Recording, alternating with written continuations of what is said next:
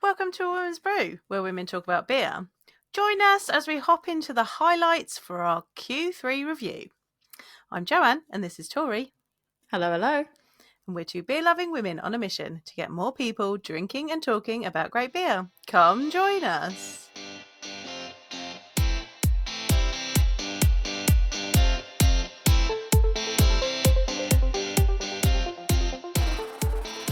I'm going to make a concerted effort not to say, oh my God, where has the year gone? Because I feel like we say that all the time. But I think it's because every single time. So today I was at work and I was reviewing some stuff with one of the girls on my team, and she was trying to work out like 90 days from now, what is that? And she was like, okay, 90 days. Oh my God, 90 days from now is December. Yeah. We're like December 4th, and we were like, oh, and then she's like, I'm low-key depressed now because I just realised in 90 days it's basically going to be the end of the year. And I was like, yeah, oh, and that's going to go really quick. So it's like, it was 90 days from what we were doing maths on, not from like day dot to day. But I was like, oh God, that's just December's so close. So yeah, I mean, that's my way of saying where's the year gone without saying where's the year gone. But this is my favourite season. It is. I don't want it to go fast. Because it starts to get nice and crisp, and you can wear a jumper, you can get pumpkin spice lattes, and you can get pumpkin beers, and you can get green hot beers, and I just really love it. It's my favourite. I'm not going to lie to you. I personally feel like my favourite is Summerween when it's August. And it's like all the Halloween, I just call it home decor, but all the home decor comes out. Yeah. And I spend all the money. So it's like actually really not good on my wallet. But like the pumpkin spice are early release if you've got the Starbucks app. So it's like I get my favourite things of like summer warmth, being able to like bask in the rain. I mean, not this year. This year's been really bad. But normally it would be like, oh, summer, getting the rays, getting all the good vibes there. But then also being able to be like pumpkin spice and spoopy home decks. So that's what I really like. And it's just been particularly cold and horrible. I will tell you, we have put our heated mattress pad on. Oh, that's fancy. It is. I mean, it is a fancy mattress. It's got two zones. You get your foot and your head, and then each half gets their own control of the foot and the head. That is super fancy. It is really good. But the problem is, it's when we're recording this, we're quite early in October, and like I shouldn't be having a heated mattress pad on right now. I've got a heating pad on right now because I'm so cold. You always get so cold though. I haven't even swapped out the summer duvet yet. I was thinking about it when I woke up this morning, and I'm like, it's not time yet.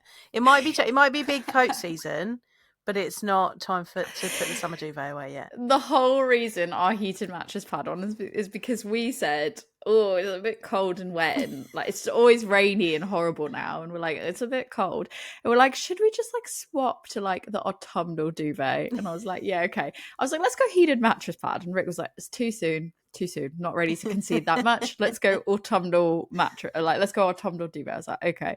And then he came downstairs and he was like, oh, we already had the autumnal duvet on. Oh, dear. And he's like, I guess it's the heated mattress pad. Because ours is like, we have two separate duvets where it's like summer duvet. Yeah. It's like spring, summer duvet, and like, or like summer duvet, and then autumn, spring duvet. And then they go together to make the winter ones. We're like, oh, you double layer. Yeah. Yeah. They clip together. So you get two in one. That is also fancy. Like, yeah, it was a good investment. And he was like, it's not quite, let's put them both there weather. Yeah. But I was like, I think it is heated mattress pad time. So we have done that. And I will say it makes getting out of bed really hard. Yeah. Because I'm like, it's so warm.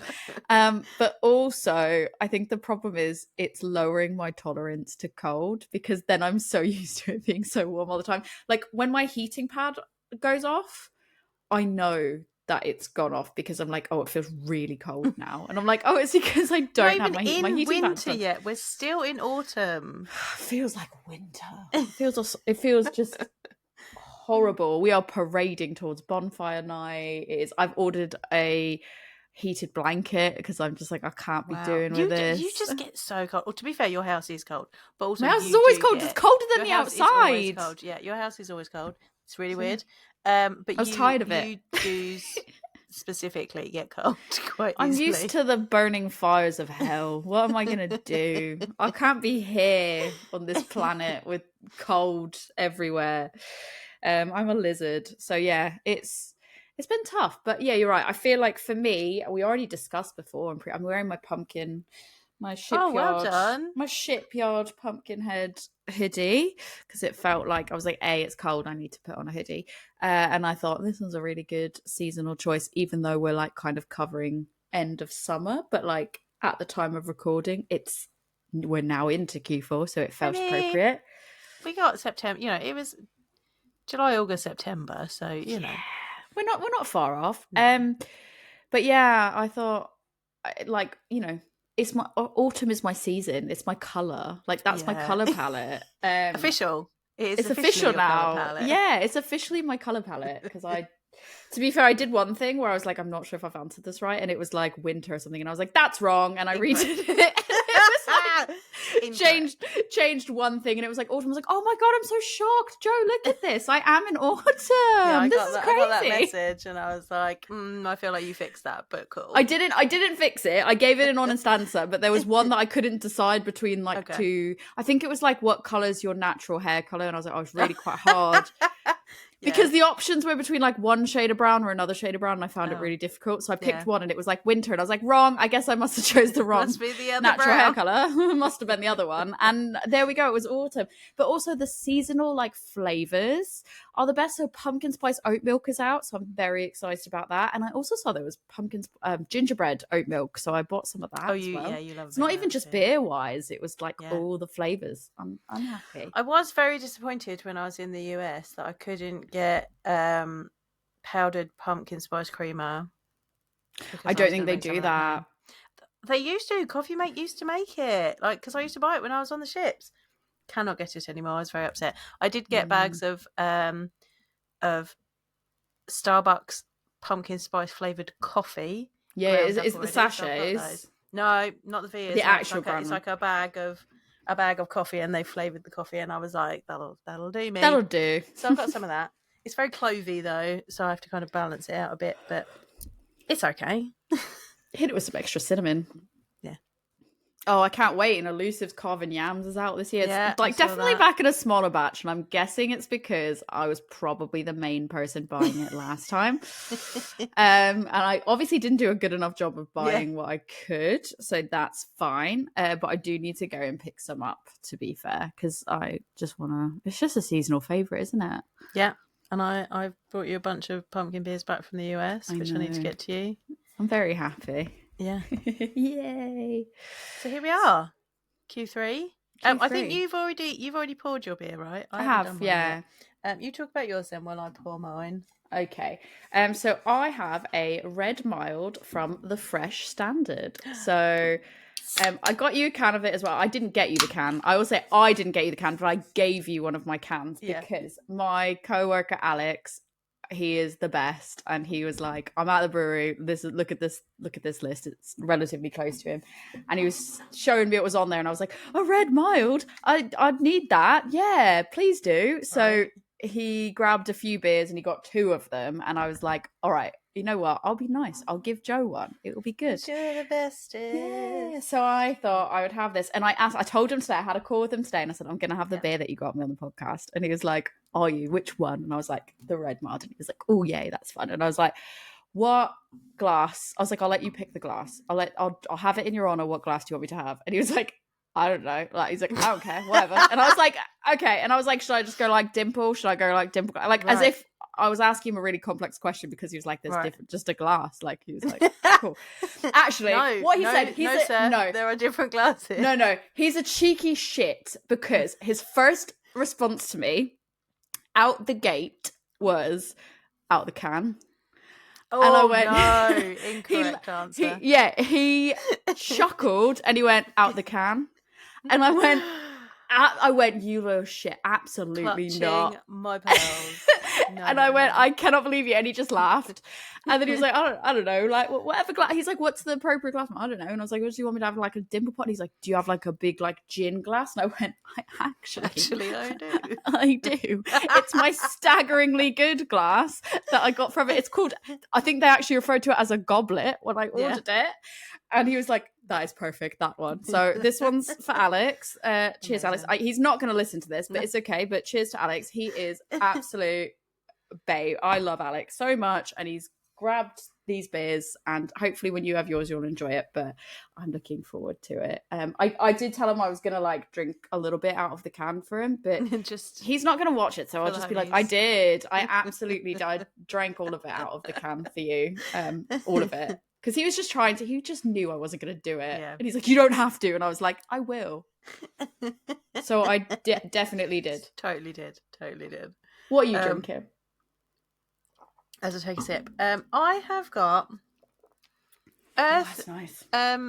Earth to Beer Cold IPA from Little Beast Brewing. So I went to Little Beast Brewing again this year when we were in Portland, when I was in the US recently. But I actually picked this up at the airport. Because not even while you were there.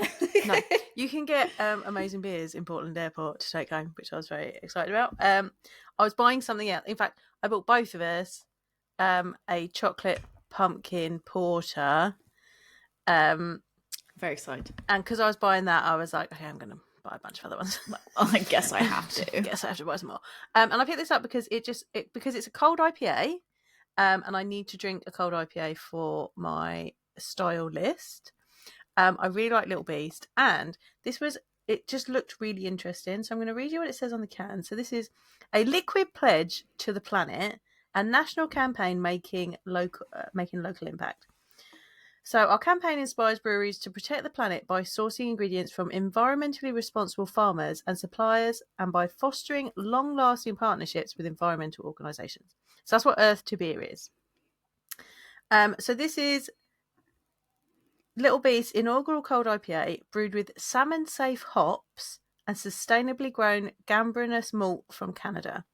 This beer benefits the Coalition of Oregon Land Trusts, an organisation that builds connections and advances policies that help protect our natural world, our water, wildlife and open space for all people forever. So I thought that was amazing. I then had to look up what Salmon Safe hops I was just going to say, when you said Salmon Safe, that was going to be my question. I was like, I'm going to let you finish. I was like, I'll let you finish before I ask this question, but Salmon Safe is in the fish, like SALMON. Yeah, as in the fish. And I was like, that's fairly specific. And I don't think I would leave specific salmon and hops, right? So I was like, I'm going to look this up. So apparently Salmon Safe hops are hops that come from farms that have been certified to manage their water in a way that doesn't harm native fish. It's interesting that salmon, though. It's not like trout safe. No.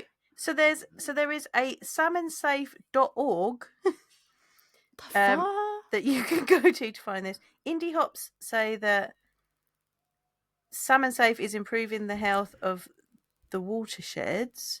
Hang on, let's have a look at salmonsafe.org. Look for the Salmon Safe label on your favourite craft beer and know that you are making a difference for healthy watersheds. I'm not against it, I'm just confused. Right? Brewmasters in some of the nation's most recognised craft breweries have developed beers showcasing Salmon Safe hops and malts. It looks like it's in the Northwest. I can imagine that, because I feel like when I think of that, I feel like that checks out with the location. Yeah, so it's finding a way to create ecologically sustainable and climate resilient farming practices in wild salmon watersheds like Yakima, the Snake River and the Willamette Valley. With more than 90% of US hops sourced from these watersheds, choosing Salmon Safe beer makes a direct contribution to restoring important waterways and native fish.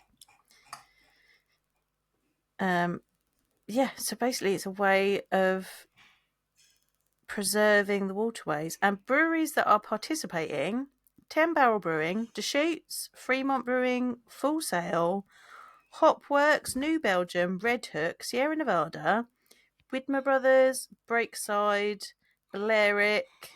I went to the tap room.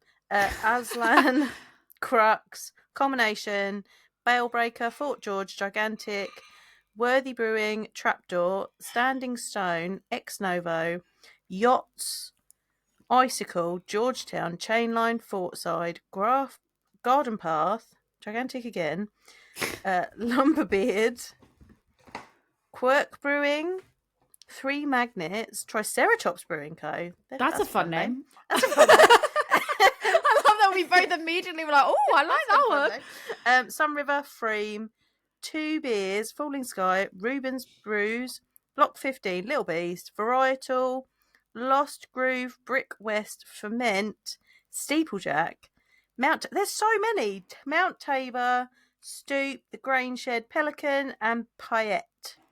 It's interesting because I feel like there was a lot, especially at the beginning, it felt like there was a lot that I recognised. There's a few more that I recognise further down because I've been to them while I've been in Yakima or while I've been in Portland. But there's some pivotal names in there actually that are on that. So I've never heard of this before. I've never heard of it. I literally was like, what beer shall I have today? Oh, I'll have this one because it's a cold IPA. Let me look at it. Salmon Safe hops. What is that about? So maybe we need to do a little bit more on that because that might be a fun episode about sustainability and such like and environmental concerns.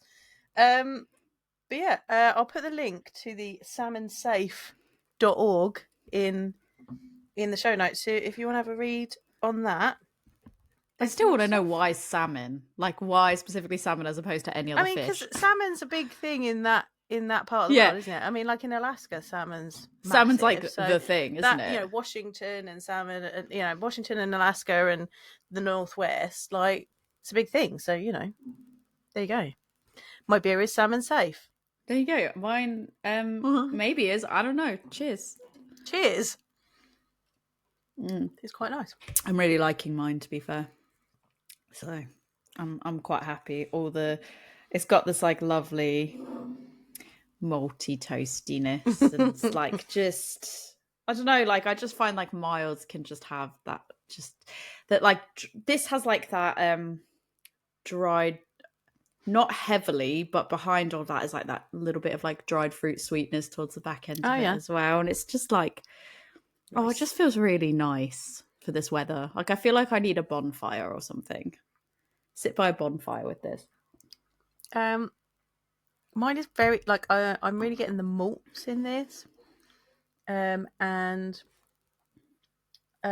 quite a almost like a lagery hop. Like so, it's quite like it's got that bitterness, but it's quite not really spicy, but that like noble hop character that we've got when we've been doing our lager episodes. It's got kind of that about it. I don't know what Salmon Safe hops are in it because it doesn't say. What are the Salmon Safe hops? I would like to know what Salmon Safe hops are in it because actually they've got quite That's how we should rate character. Everything going forward of like, are these hops Salmon Safe, yes or no? But I thought it was interesting. That is really, really interesting. Mm-hmm. Shall we chat through our drink harder challenge? Oh, we can do that first, yeah. Or should we start somewhere else? That's the question. Do you want to do beer goals first? We tend to do beer goals and then it's only because my drink harder is at the top of my thing. So that's why I'm going to go to that first. Yeah, we can do personal goals. Do you want me to go first, or do you want to go first? Oh, that's a hard choice. I was like, I don't think. To be fair, I can go first because I feel like the majority of mine, they're either done. Like I think a lot of them are done. Wow. So you'll do stretch goals though, knowing you. Well, yeah. Well, I've got the average of seeing each other once a month, but that didn't happen. So that's already out there's no way we can physically make up for that. So, organize and host my own bottle share. I think I might have mentioned it, but maybe not. But basically, I did it. I had Rachel and Ruth at mine for a nice little picnic. I think I mentioned it last time. Take a holiday to a beer-specific destination, traveling outside the UK specifically, and that was the US and Canada. That I did. I think like I had others that I mentioned before, but I was like, I've kind of been there, but not specifically for beer, like Belgium and stuff. So, that's done. Beer crawl through a city that you've not been to. Yeah, I went to Burlington. Vermont, not beer cruelty there before, so there's that. And then I did have the beers to buy and try in 2024, and to be honest, like I really have been really crap with making progress on that, because I had All Day Brewing and Chromaty that rolled over from last year, Yeah. and I haven't had those. And the new ones that I picked were just drink more from the kernel. Try Jump Ship Brewing, and I think that was I think I'd picked that one because I was like, yeah, screw Brewdog in that regard. I think I'm just gonna try their beer just because of that news story that came out, but just Yeah. haven't had a chance to find. Like, you have to order from them, and it's quite difficult. So I've had more of the kernel. That was easy peasy, but Jump Ship's been quite hard without putting in an order just for their stuff, and because it's all like lower alcohol, no alcohol, like it's harder to justify that order. I think I had grey pales in general, have more of those, which I've done suitably. Indian Brewery, I missed them at London Craft Beer Festival because I found out after the fact that was like, oh, I didn't go to London Craft Beer Festival this year, but I'd heard about them before from the beer festival. Yeah. Hadn't seen them, hadn't made it to their room, so wanted to try them to just see if there was any like interesting ingredients they were using or anything from like a cultural standpoint. Haven't really seen them around to try them, to be honest. Yeah. Have you seen them anyway? Because I've not really seen them outside of that one event. Other than seeing them I saw them at London Craft Beer Festival. I feel like they might have been. They weren't at Bristol. They weren't like or anything like that. Last year, I think they were at Manchester. I don't remember seeing them this year.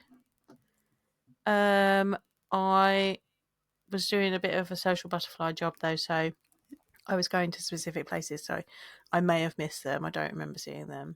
I think where they were at London last year, it was like, or when I missed them that time, it was they were kind of like hidden away a bit because the vaults are huge, really easy to miss somebody. So that's when I missed them, but I haven't really seen them since.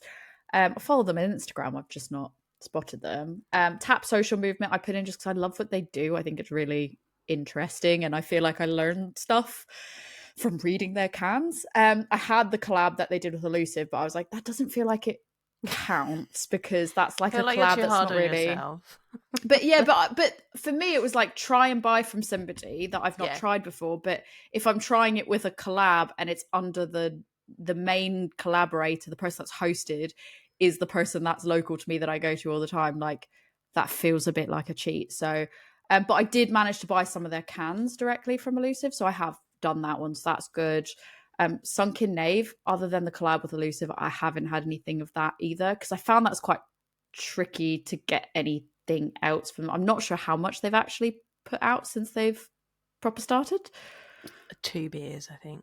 Yeah, so I think that's probably not contributing to that. I put just having more Trappist brewery stuff in particular, and I've had loads now. having again gone to Belgium, gone to the Netherlands for work, they have a lot of Belgian beer there as well, and a lot of like Trappist stuff, and it's for so much cheaper than our prices. And actually, funnily enough, I didn't put this on there, but last week I was up in Derby for work, and I went to Suds and Soda, and I had Tint Meadow from the English Abbey, so that was interesting. And did then you my have last the regular one, or did you have the blonde, which is the new one? The regular. That was what was there, and I thought, I keep passing by and seeing that, I should try it, and not doing it. It's good beer.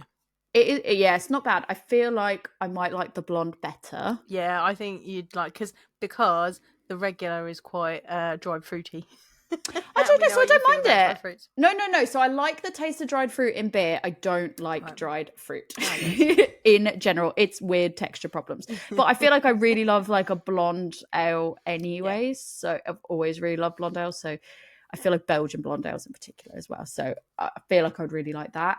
My last one was Bayonet. And again, it's really hard because if I'm not putting in orders with a specific brewery, because I really I'm trying not to buy more beer than I need. So I'll buy these beers when I'm getting someplace either I can drive to that I'm going by, or we're putting in an order for a podcast and I can get what I can from those shops that are like the big, like Trembling Madnesses and stuff like that.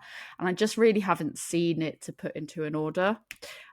So yeah, that's where I'm at. Those were all sort of like what I did for my personal goals. I know we had some that were like joint things, but what's your personal? So I did change up. I was going to do 12 blog posts, I believe. Mm. I changed that up because I just didn't want to write blog posts anymore. There's nothing wrong with that. And you know what? I Yeah. really like the fact that you've decided that you were like, you know what? I don't feel like yeah. I set a goal for myself and I actually don't feel like I want to do this one anymore. And you're not Yeah. feeling like you can't retract it, Yeah. which I think So, is really good. My original goal was blog about beer once a month. And I ended up doing quite a few. And I had done 11. You started strong. Because I then was like, I'm going to do 24 in the year. I'm going to do 2 a month. And then I did it and then I ran out of time. So I've done 11. So if I do one more blog before the end of the year, then I have actually met my goal. Your original goal. Yeah, so there's still time for that to happen. But I also wanted to change it too. I was going to work more in my beer journal.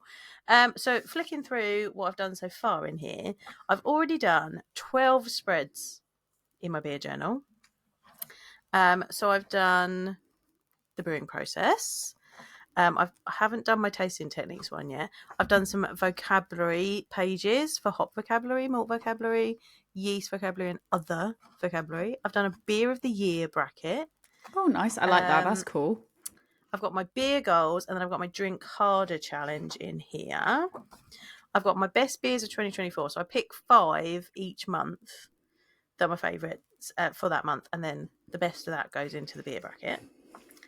I've got my beer style tracker, as well as having it on a spreadsheet. I've got it in my journal so that I can dob them off with my little dobber pens and see how many I've done each month for those. I've done a spread about the Hallertau harvest with pictures. I did a spread about Folkestone Tap Takeover that I went to. That's what I've done so far.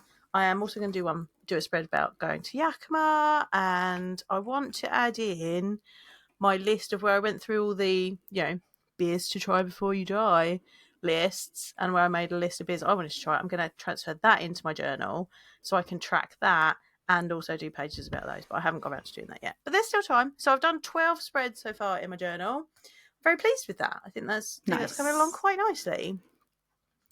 I then wanted to try more beer styles this year, and I had a goal of 170. So in this quarter, I've tried 35 more beer styles. Nice. So in total, I'm up to 167. Amazing. How good's that, right? That's really good. I've nearly hit my goal, so I'm very pleased with that. So this month, this quarter, so I had a really good fruit lambic. I had rhubarb reverie from Duration and Mills. Nice. I did a non-alcoholic sour, which was the Omnipollo Bianca that we had. Oh god, that was like basically juice, wasn't it? So good. And in September, I had a Katharina sour from Deschutes, and I didn't think I was going to get that. We went into the Deschutes tap room while I was in Portland, and we were like, "Oh, we'll get a flight." And I was looking, and I was like, "They've got a Katharina sour." I didn't think I was going to get one, so I was very, very excited about that. But I had so many good ones in September. So I tried 17 in June, no, 13 in July, only 4 in August, but then I tried 18 in September, which September was a pretty good month for these. And mostly this is from, yes, going to the US, but also going to Gravity Fest. And I had a bunch of new styles at Gravity Fest as well. So in September, I tried, that I hadn't ticked off yet throughout the year, I tried a Doppelbock, a Belgian brown ale, and the Belgian brown ale was Bourgogne de Flanders Grand Cru in a 3-litre Magnum bottle. Madness. Oh jeez. I've also tried more cider. So I tried a dry cider and an other fruit cider. So it was a raspberry cider. I tried a Grozitsky while I was in the US. I had a Bretted IPA and an English IPA. That was the Union IPA from Thornbridge that's been brewed on the Burton Union system that they've rescued. So that was a pretty important beer. Hadn't had a Japanese rice lager yet this year. How didn't we do an episode on Japanese? Apparently, no. We recorded it at the end of last year, not this year. Because I was like, oh, shook. I feel like we did. I feel like we did. No, when I look back at the dates, apparently we didn't. So I had a Japanese rice lager, but I had that from Deschutes as well. I've had a lambic other. I had an elderflower lambic from Timmermans. I had a traditional lambic from Timmermans. I've had a non-alcoholic IPA, non-alcoholic wheat beer. Blue Moon, non-alcoholic Blue Moon is very good. I do want to try that. Since you said that, I do want to try it. I was just like, because I was driving and they had a non-alcoholic Blue Moon in the fridge at the office that we went to, and I was like, oh, I'll try that. Yeah, I was like, I mean, let's be honest. You can probably cover up a multitude of sins with a bit of orange peel, but it's true, you know. But it was actually very good. I enjoyed it. I was drinking it, and I was like, "Oh, this is for a non-alcoholic beer. This is actually really good." The lady next to me was like, "Oh, those ones are non-alcoholic. I thought they were regular ones. She hadn't even noticed it was non-alcoholic." So I thought that was high praise. Bonus points there, yeah. Right. I've had a New Zealand Pale Ale, an American Porter, an American Red Ale, a rye beer, Katharina Sour, and a strong ale other. So I was pretty impressed with September. So I'm definitely going to hit my 170 goal by the end of the year. So I'm going to see if I can smash it. Well, that's it now. It's kind of like, so I've got 150 styles. Yeah. Done. Good job. Which is, I'm not, because the fact that like, I know that you were going and making a conscious effort to try some of these. Yeah. I was not making a conscious effort to try some of these. That's pretty impressive. So the fact that I've done 150 just from when I go someplace, it'll be like a natural curiosity. I'm like, oh, that sounds really interesting. I'll have that. It's funny. Like, I'm really happy I did 150 without having put too much thought into that. It's just happened. Looking at the lambics though, it's hilarious because I've nearly done every lambic except traditional. Traditional is actually really hard to find. I'm like, that's the only lambic that I've not done. I think I've done traditional. All the lambics now. Hang on, let me have a quick look. I just had farrow. I had a farrow the other night, and other than that, all the rest of them. I've got to do a farrow.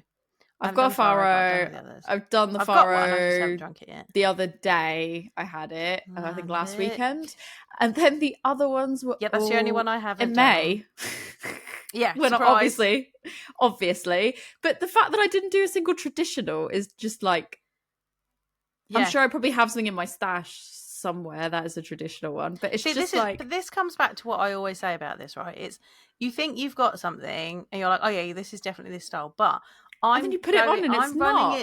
I'm running it through what Untapped said, what it's logged in as Untapped, because that's where I looked at how many styles I'd done last year and was like, I feel like I've done more than that. Well, you feel like you have because it depends on what they've been logged as on Untapped, and then it's like, no, this is just a pale ale. I'm like, what? It was definitely this really interesting thing, but you've only logged it as a pale ale. Like, annoying. I have also done almost all of the stouts, apart from an imperial double coffee. I don't even and a white / golden stout. I've got a white / golden stout. I've literally done an imperial double coffee like that. I feel like I must have an imperial double. But it's whether it's Do you still have S43's pumpkin lure of the doctor? No, I drank that. That's well out of date, girl. Yeah, I know, but I got a bunch of them. I drank mine. Oh no! Is that an imperial double coffee? Yeah, that's an imperial double coffee. I feel like one of my pumpkin ones must be logged as an imperial double coffee. I just need to go through and check it out. Like, I'll make it happen. It'll be fine. I think I'm like 50-50 on the stouts, to be honest. But it's like, it is just bizarre. Like, some of them I just don't know how you find some of them. So it's like, there's one that's a black and tan. What is that? Yeah, where do we find that? I feel like that's a cocktail. It's a cocktail. So I was like, how do you beer drink rather than an actual beer, right? And I'm there going, how do you? I was like, I'm never finding that one. But I'm going, how do you check in at a black and tan? And then there's some that are so niche, like the Australian sparkling ale, which somehow I managed to do. When did you have an Australian sparkling ale? When I was in the US. Oh, okay. Okay. But like, that's exciting. Yeah, well, I got The it. only one I've ever. I don't even think I I've ever wanted had it. I think I one. just had that because I was like, I've never heard of this. Like, I've never had this style before. I I've need only to ever have had it. one, and it's Cooper's, which is like the sparkling Australian ale. Like, but some of like the historical styles, it's like most of you're those never are going to get some of those. so difficult to no. get. But how do you get some of it? Like I said, the black and tan ones, like, or the macchioli. I don't even know if that's how you say that. Oh yeah, I'm I like, don't know. what is that? How do you get? I mean, I haven't Googled it or anything. I probably should Google it. But it's stuff like that it is mainly the black and tan that I was like, how does one even get Yeah. that?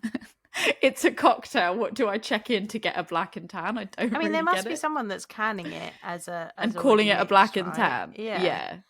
So I don't know, but there's got to be more than one because it is a style in and of itself. So I don't know.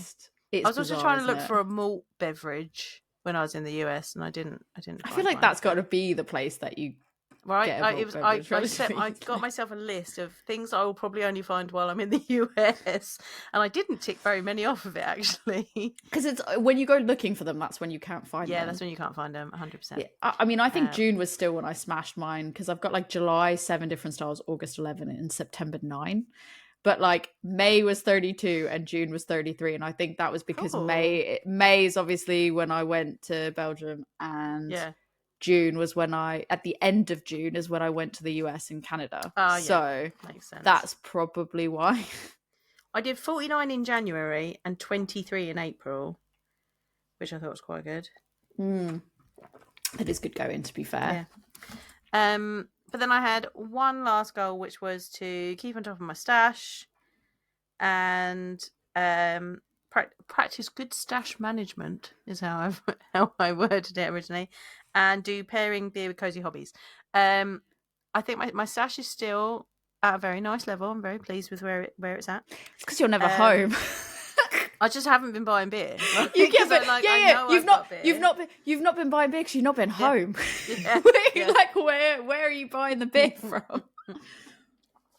And I've been traveling or flying or whatever, and I haven't been checking a bag, so I can't bring any back with me. Exactly. It's the only time that you brought lots of beer back was when you were checking a bag because you were going on a long haul flight, and 50% of that beer is probably going to end up at mine. Yeah, it's true. And I haven't, because I've been traveling so much, I haven't really had time to like pair beer with books or pair it with tarot, but I am doing my beer journal, so I feel like I'm still kind of doing okay with that. I think it's okay, but life happens, so that's fine. I think it's important that you don't hold yourself to goals to a degree that it's like unhealthy, because then it just loses the fun when you're like, I think it's the same thing with like just beer in general, when it's like making notes, whatever. Like, yeah, it's fun to do it and it's fun to nerd out as long as it's fun. Like when the fun stops being fun and it becomes a chore, that's when it's okay to be like, maybe I don't want to do this. Maybe that's not a great healthy way for me. The other day I was making some beer brownies, so I grabbed a stout out of the stash. And I was just like, I just want to like get these brownies done and like have a bit of this beer and just like get on with my evening. And so I didn't pour the beer into glass. I didn't take a picture of it. I had a few sips out of the can. I made the brownies, and that was my job done. Like I was like, okay, and back in the day I'd have been like, I've got to go take a picture of this. I think it's more that you weren't drinking out of a glass. I did. Yeah, I knew. I was literally sipping out of this can. And I'm like, Tori's going to be so upset. Were you like taking a sip and then be like, Tori's going to be so upset that I haven't got this in the glass. Just didn't have time, and I was like, you know what? It doesn't matter. It doesn't matter. I went. Judge me forevermore now. I went to Mysterious Brewing's open day, and I love Ken so much because Ken was like, don't worry, because I think they had really sturdy, solid plastic glasses. These weren't like cheap plastic glasses or anything. But this was like the brewery opens. I think he said something like, we have to have him back on anyways. But I think he said something like they're aiming to open once or twice every year. I think they're going to have 2 openings a year, and this was their first one. And I was like, I'm going to go support them. Rick was on board. We were like, let's go support Ken. This is great. And we get there, and he immediately was like, don't worry, I'm going to go get you a glass. You don't have to drink out of the plastic glass. And I was dying laughing, like, it's okay. I can drink out of the Like plastic glass. glass is fine. I was like, it's okay. I was like, Right. it's okay. And he's like, don't worry. Glass. He was like, don't worry. I won't make you drink out of plastic. And I was there just like, no. Gosh, you're such a princess. I was like, you don't have to. It's okay. But also, I will drink out of this. Thank you. But I was like, but also, honestly, it was really funny. But brilliant. I love it. I thought you'd appreciate that. And he was like, and like literally the second I arrived, and I was like, hi, and I said hi to him. He was having a conversation with someone, so I was like, hi, sort of thing. Yeah. And he came over and he's like, saying to someone, like, hold on a second. And he came over and he's like, I'm gonna go get you a glass. You don't have to drink. Oh my god! So not only did you make him get you a glass. I didn't He make came him out do of his conversation to get you a glass. I didn't make him do it. I was just like, I just wanted to say hi. It was a really cool location though. Brilliant. So it's great. Love it. On the front of the other, before we get into like the other goals, so I know that there was some that I don't know if you've like, I don't think you actually tracked them, but I definitely tracked them. The stuff that we were talking about that other people had sent in. Oh, so yes. These weren't the things that I picked for myself, but these were things that people had thrown out there. So somebody had previously said, or a few people actually had said, go through the alphabet, and then people had different approaches to it. I was like, in terms of beer names or the brewery, and I got like different answers. Like, I'll go through with names and then I'll go back through and do, if I manage to do that, I'll go back through and I'll do the brewery.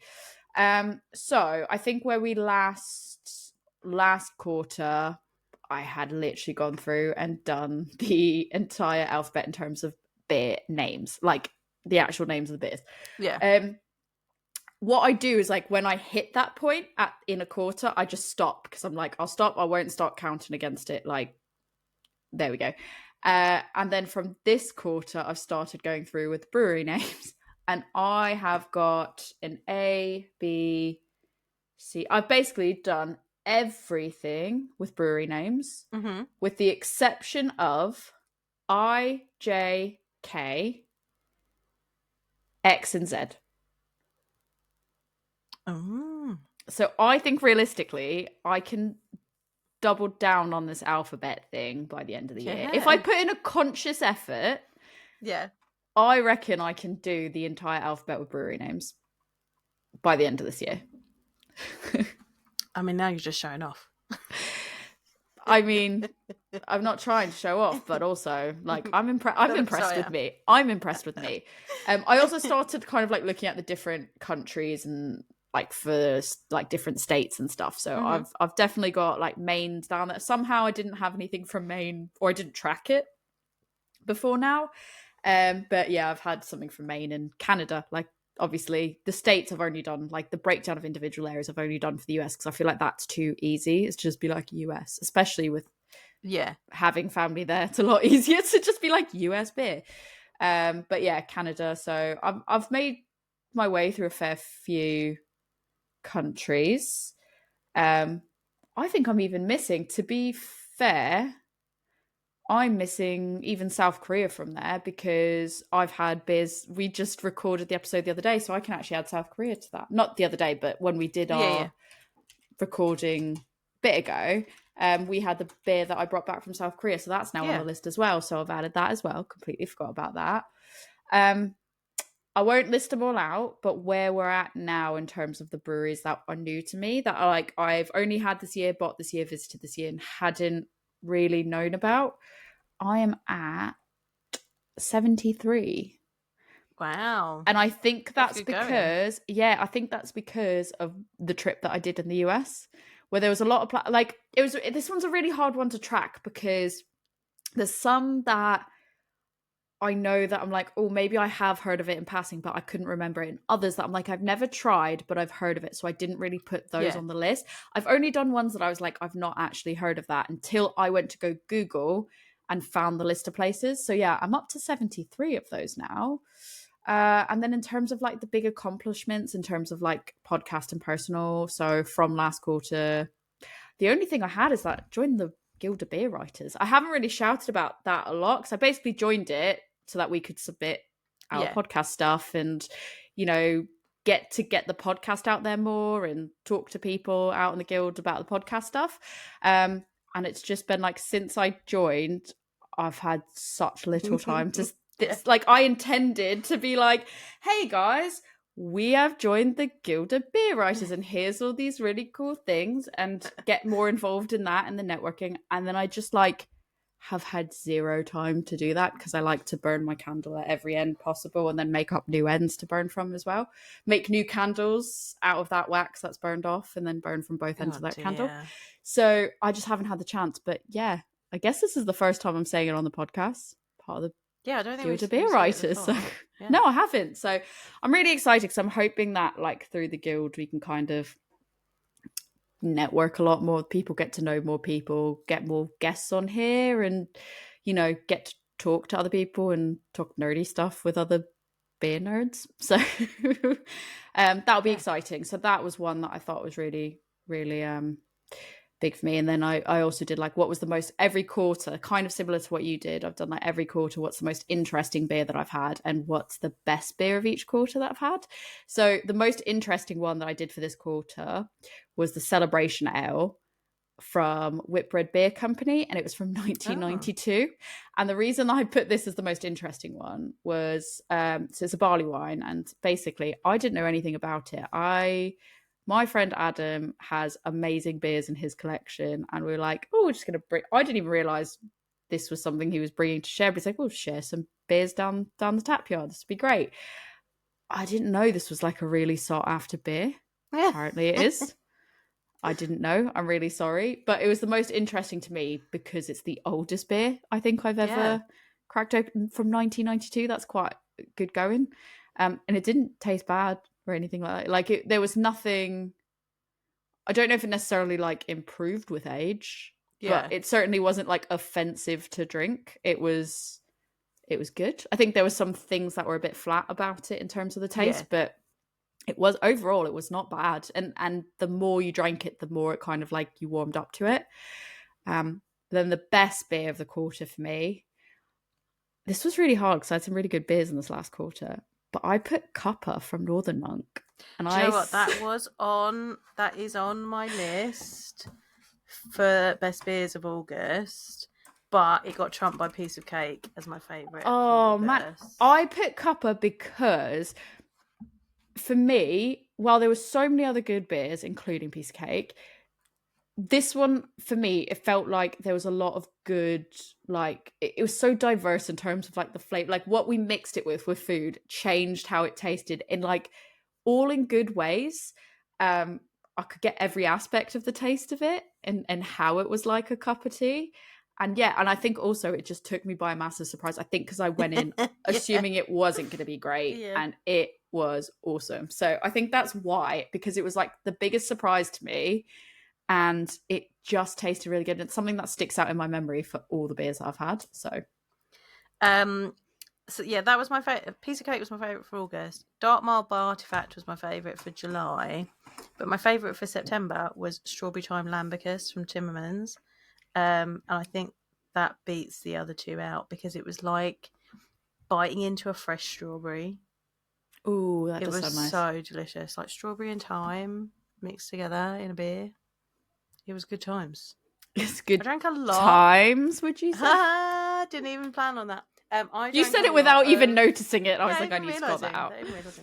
I drank a lot of sour beer at Gravity Fest and had the best time.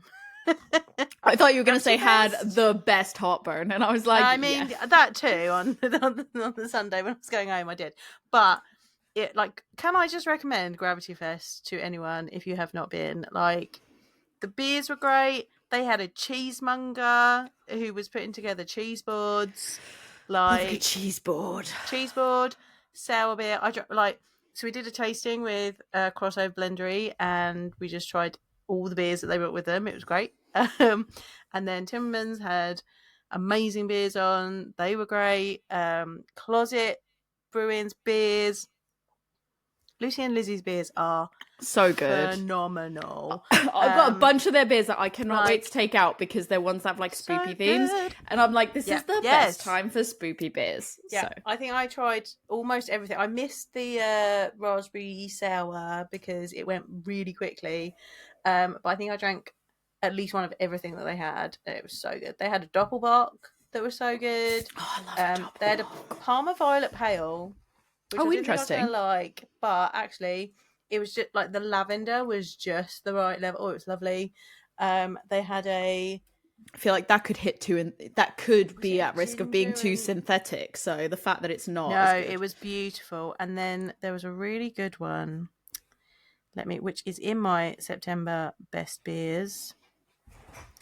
While you do that, I'm grabbing another beer while you do that. Yeah. It was called. She says, "Funny, what a time to be alive." I love that name. And it was a yuzu zest and ginger sour, and it was inspired by them seeing the Northern Lights for the first time. I love the backstory to it. Yep. You know I love yuzu, so yep. That's great. It was so good. And it was like just the name's great, the backstory great. The ginger could have been overpowering, but it was so well balanced. Like, so good. So good. Highly recommend. Oh, I feel like I'm missing out. I need to go to some of these festivals. I just like every time I'm like, I'm going to go to more festivals this year. And then I overcommit myself to everything else. And I'm like, I can't go to the festival this year. Or always falls when I'm doing other things that I've already committed to that I'm like, shit, that's the one time that I physically can't go. I mean, and the thing with Gravity is it is quite far away because it's up in Scotland from. Yeah, it's not the easiest to get to that. Yeah. So what is your I love second... Scotland, so. Yeah. What's your second beer? So it's Rising Tide. It's a Pilsner from Rising Tide called Back Cove. Rising Tide is a brewery in Maine, and I have gone there a few different occasions now.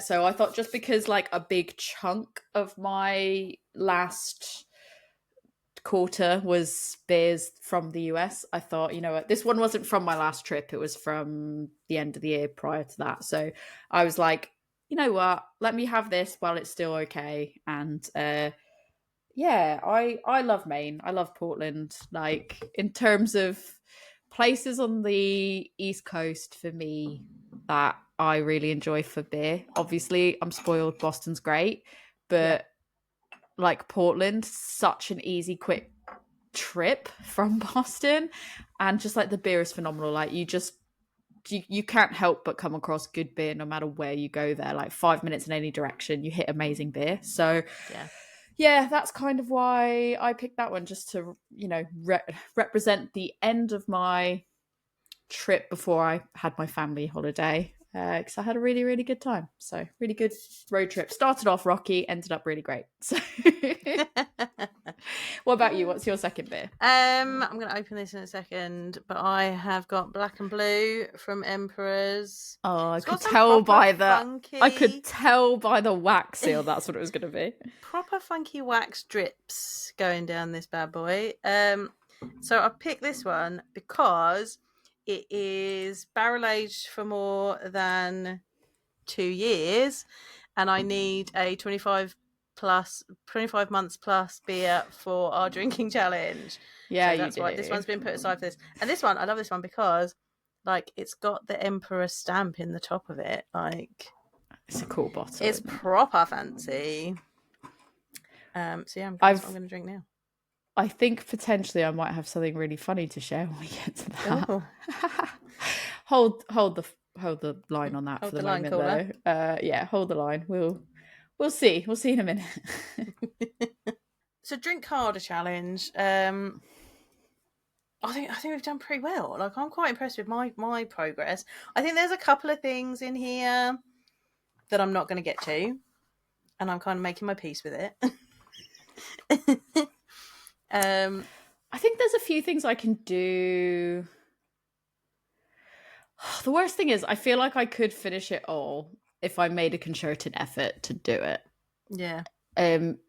But some of the ones that I've got. So if we talk about the very second one. So the first one was the beer that you had in the fridge the longest. I did mine back in we Q2, both did and you that. did those, Yeah. didn't you?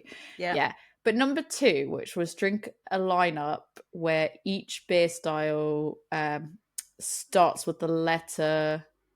Well, each beer starts with a letter from the name of your home state. So Yeah. I've done Massachusetts, you've done Florida because that was your. I did Kent and Florida actually, Yeah. and I've finished Florida now.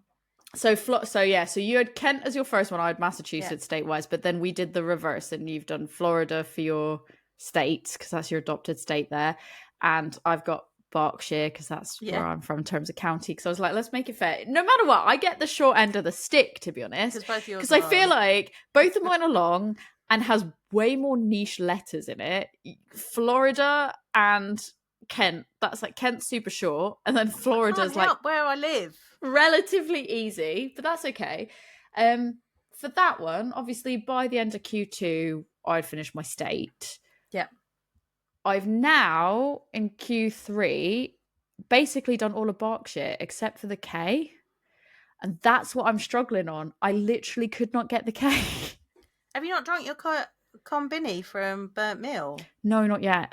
Ah, see, drink that and then you're done. I know. And the amount of times I've almost gone to have it. And then I've been like, no, I'm not ready. Because I'm so excited about it that I keep being like, I'm going to read. Putting it off. If you put it off too long, then it's not going to taste as good as when it was fresh. So just drink it. I know, but I've got all these things that I want to I'm like, I could pair it with this book that I'm reading. That matches perfectly with that. Or I could pair it with this or this video game that I'm playing. That's really good. This is awesome. Or a really good like meal. But then I'm like, oh, I don't want to pair it with a meal because what if it just ruined like the taste of the beer? And so I'm so excited about this beer that I'm like holding it on a pedestal and like waiting for the right moment to have it. But then you're right, I completely forgot that would just tick off the K, so maybe I'd have to do it. You just need to do it. I'm going to share a little bit of wisdom that was shared with me at a tasting we did this year. We had Sean from Siren and Jordan from Umbard. And they were talking about their beers, and they both have big stouts on their rosters. And so one person was like asking them, particularly Sean, because of the barrel aged beers that Siren do and Maiden and etc. He's like, get these beers and they can be aged, but how long is too long? Like how long? What should I do with them? What should I hang on to them? Bear in mind this was the end of the day, so a few beers have been consumed, and Sean just went, just drink it. He's like, when I put a beer out, it's ready to drink. Just drink it. Stop messing around. So, in the words of Sean Knight, just drink it. I appreciate how to the point that was. Just drink it. Just drink it's it. Like the Nike logo, yeah. But it's like, it should be like the Nike logo, but it's like liquid spilling out of a glass. Yes. Just drink it.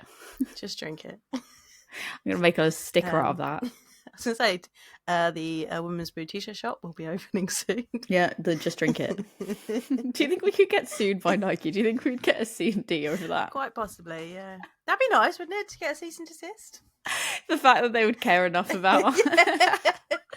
We could be like, that actually would be really great to be like, just want you guys to know, we got a cease and desist from Nike. We just did it. That's brilliant.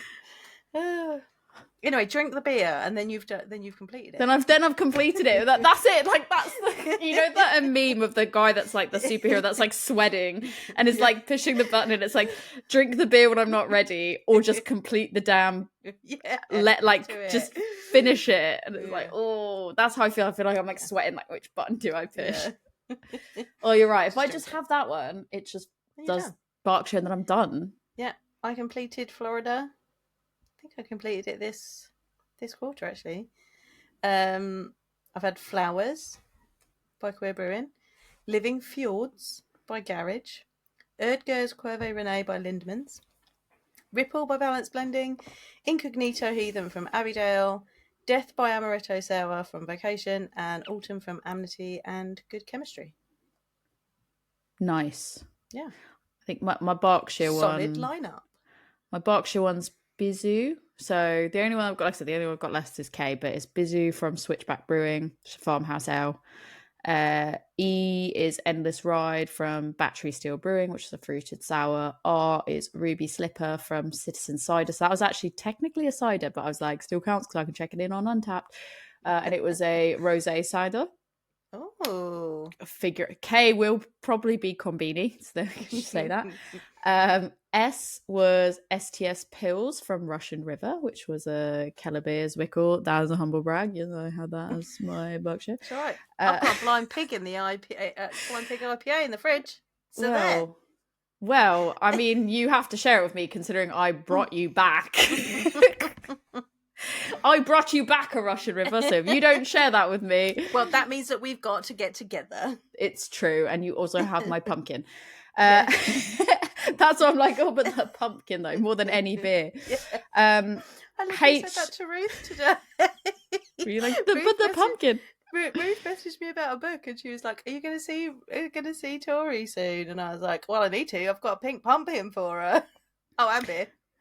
To be fair, she's the one that says to me, I'm surprised you don't have a tattoo of a pumpkin yet. And I was like, I didn't know that was an option until you just said that. Like, out of all the tattoos that I had in my brain, out of all the ones pending, a pumpkin was not one of them for some reason. And I was like, this is brand new information to me of something that I can do that as an adult. I can do that. And she's like, why don't you have this already? I was like, I don't know. I was like, this is a valid question. You're right.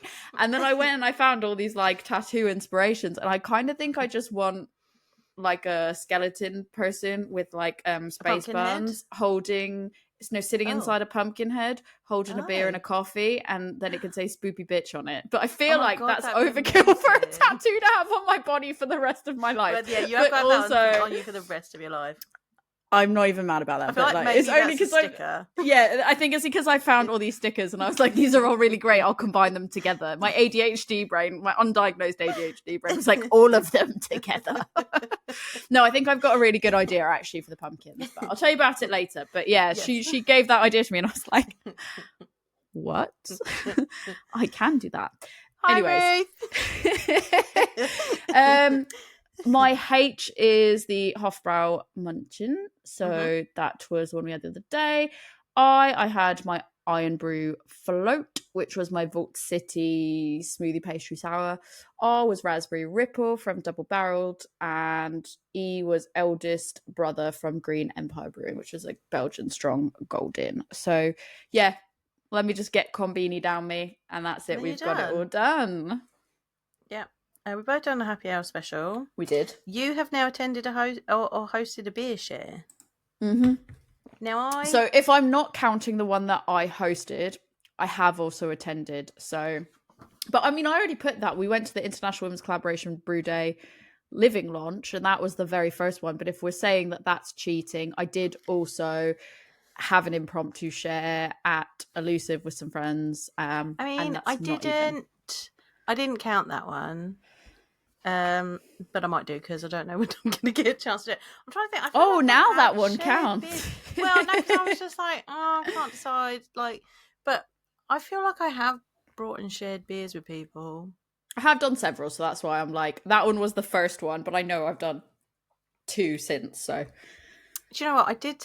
We did take a bunch of beers to Fine Fest and share them together. So that counts. Probably counts. I can probably put that in there. So probably I have done that one, which is nice. I didn't think I was going to. Let's count that. I was going to get time. We're going to count that. We've both taken a friend to a bar they've never been to. Yep. So I had ordered a mocktail or a non-alcoholic beer. Have you done that now? I did. As of last week, I did. And that was technically still last order. So we went to, I will say, like, shout out to this place. When I was in Derby. The Nines restaurant in Derby. So they don't do any alcohol. They do non-alcoholic beers, wines, whatever. And then they have like a whole list of mocktails. And I had 2 different non-alcoholic mocktails. So I need to check because these were amazing. So I had a Caribbean Crush. This place was so good. It had opened up not that long ago, and we went back 2 days in a row because it was that good. So the first night I had Caribbean Crush, which was an island inspired blend of cinnamon, pineapple juice, and fresh pineapple. And what they did is they had like, right there, weren't you? I was like, that was the first one I had. And the thing is, it was like a cinnamon stick that they had like burnt the end of as well. They like smoked the end of it. Yeah. The only thing I didn't like about it was the pineapple was like stringy pineapple bits. Oh. So it would get stuck in the straw. And I was like, I'd rather just pineapple juice or something. That would have probably made it slightly better. But it's obviously the pineapple juice and the fresh pineapple. They've just done it in like puree or something. I would have liked it more. But it was really good. And then the second night, I had something called Blue Ocean, which was inspired by a fishbowl. So it was like blue carousel, sugar syrup, and a bit of citrus in it. And then they also had like little gummy fish in it. Oh, wow. It was really cool. I'll have to show you the photo of it separately to the podcast. I'll have to show you the photo of it. It was really, really, really cool. But I really recommend it because all their like mocktails were awesome. And I think like if you're in Derby, there's probably not a lot of, if you're anywhere, there's probably not a lot of places that you can go for like mocktails. But the food here was really good, top tier. The puddings were top tier and the mocktails were great. So shameless plug for the Nines. While we're talking about non-alcoholic beverages, we were at a tap room in the US and I was driving. And we were having lunch. So I was like, well, I want something non-alcoholic. But I don't really do fizzy things. And so I said to the waitress, I was like, "Have you got anything that's not like sparkling, like anything that's not carbonated, that's non-alcoholic?" And she literally looked at me like I had two heads. She think you were weird. And was like... She's like, what do you mean? "We've got soda." And I was like, "No, that's carbonated, isn't it?" And then she was like... "Is "We've it?" got sparkling water." I was like, "Also carbonated." Carbonated. She was like, that is like the number one carbonated thing. Like, and she's well, like, it's not just water. I've got tap water. I was like, fine, I'll just drink the water. Don't worry. But I literally threw her for a loop when I was like, "Have you got anything that isn't carbonated?" And she's like, think for me, like person. Soda, I can understand because maybe like in her brain she was like, "Oh, this is my default for non-alcoholic options." Right? Like, fine. Yeah. But when you're like, "No, that's carbonated," and then the next thing she went to was sparkling water. What makes sparkling water not just water? Like, no. The carbonation. I was like wondering if they had like a juice or something, She probably just cycled through when people say, "What do you have that's non-alcoholic?" And she probably just cycled through the options and didn't take into account the sparkling part of it. And they didn't do a non-alcoholic beer, so I had no chance. So I just drank water. Water it was. I think I did end up having like a 3-ounce pour of like an Irish stout in the end because it was low ABV and a 3-ounce was like nothing. We were eating anyway, so it was fine. But I was just like, literally nothing but tap water. Cool. My goodness. That's a big oofa doofa. Yeah. All right. So I've already done my 10 fruits. You've done your 10 fruits. How many fruits are you on now? Because you were I'm on. And how many fruits you could drink. How many do you think I've drank? I'll just ask you that question before I tell you. 50. I mean, you're not massively far off. 40. Oh. I did manage to get 4 in this quarter. So damson, white currant, black apricot, and black lime. And I know that's obviously I've had lime, but like I feel like I was counting a black apricot and black lime because I felt like that felt different enough. Let's count those. Can count those. Yeah. So I had those. That was from this quarter. So I'm up to number 40. It is getting challenging now at the 40 mark. I bet. I'm not going to lie to you because now it's like, it's like blue, like the other day I was like blueberries, blueberries, there's done. And it's a lot of it is like, I know I've had pumpkins, so that's fine. A lot of it does then come down to me being like, okay, it's the same ones like blueberry, mango, peach, pineapple. Yep. And I'm like, okay. So when I get a new one, that I'm quite excited about it because I'm like, oh, Yeah. that's a really unique one now. Like, so I get excited when anything has a unique fruit in it. Because I'm like, maybe Yeah. that's the next one on my list. So I think, to be fair, you know how I do the spreadsheet that I'm doing. Like, so this is Yeah. the first year I'm doing the spreadsheet, and I have not managed to visualize the data yet. But I did clean it up the other day, so I was quite happy. But I've tracked not only like fruits, but like vegetables as well as like this. So I've been tracking all these kind of numbers because I thought it'd be really interesting, obviously, to visualize.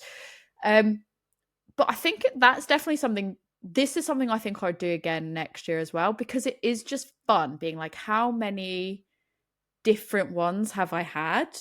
And I think trying to like track how many different fruits is really like that to me. I'll 100% track that again in future. Do you think that Yeah. you would next year track more than just 10, or do you think Yeah, I mean, I'm actually thinking I might go back through all the beers that I've had this year and see what fruits I've had on mine. don't recommend that, because some of them are just like saying their thing, but that doesn't have the fruit in it. It's a pain in the neck. Yeah, but you look through the description of the beer rather than just the name and stuff. I look through all of it because I'm like, if I'm Yeah. saying I've had a fruit with that in it, Yeah. I double check that it's actually gone into it. Yeah, It's not just actually in it flavoring. rather And than oh just my the flavour, god, yeah. all the beers that you've had this year, that would be a lot to confirm. Ooh. I mean, I'll see how I feel about it, like, if I get the time to do it. But it feels like it'd be a fun page in my beer journal. So then it adds to, you know, that goal as well, doing the spreads. So I think I could do that. Yeah, I think I would. I think next year I'd track that.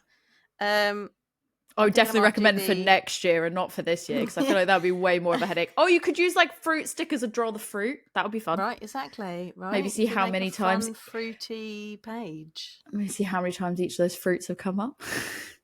There you go.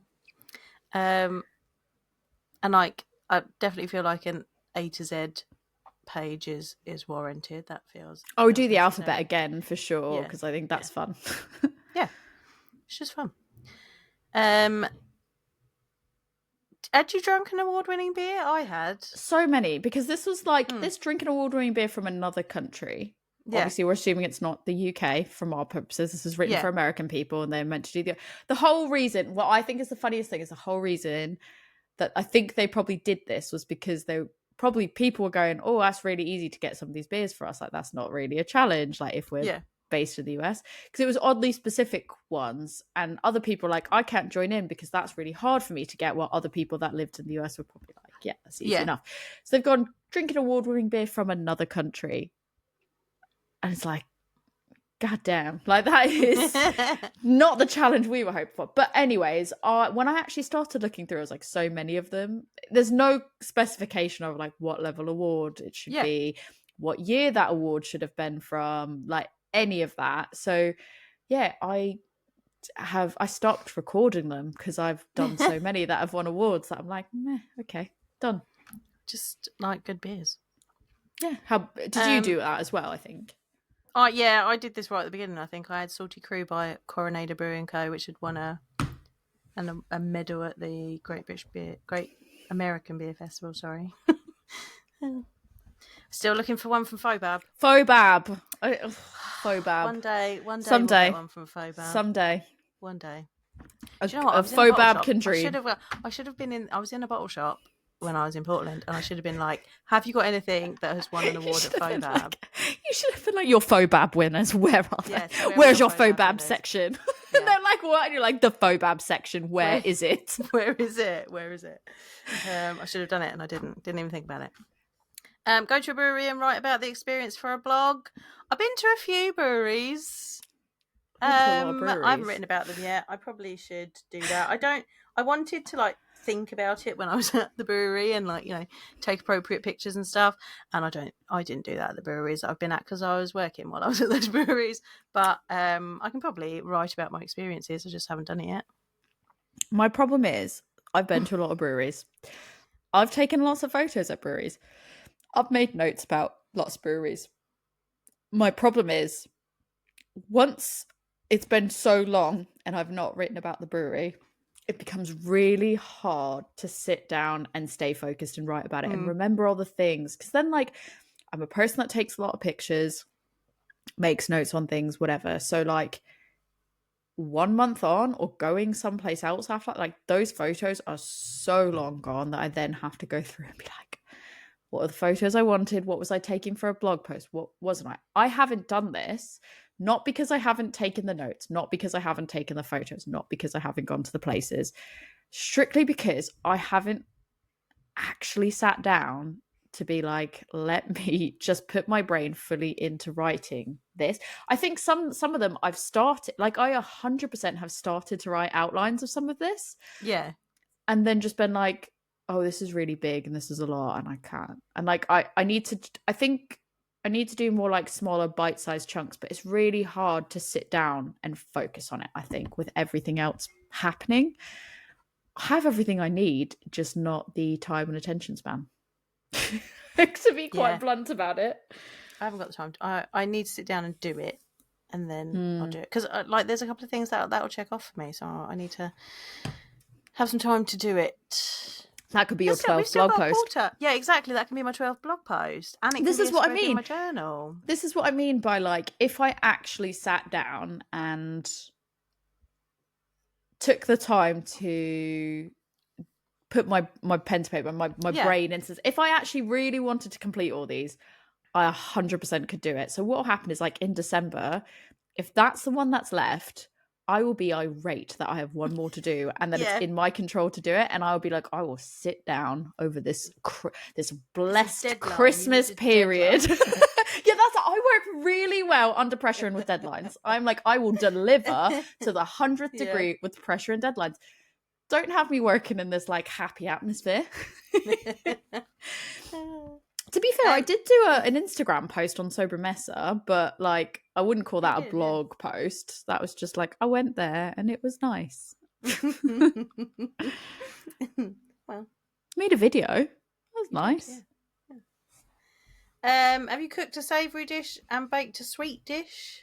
I did. I didn't bake a sweet dish. So I'm halfway done with this. Yeah. I made a savoury dish, which I messaged you about. I made chili and I made it with the Northern Monk surplus purpose pumpkin spice latte porter.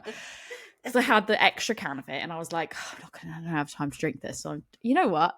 I thought when you make chili, some people have made chili with like cinnamon and chocolate and everything else. So I thought using that could be really interesting.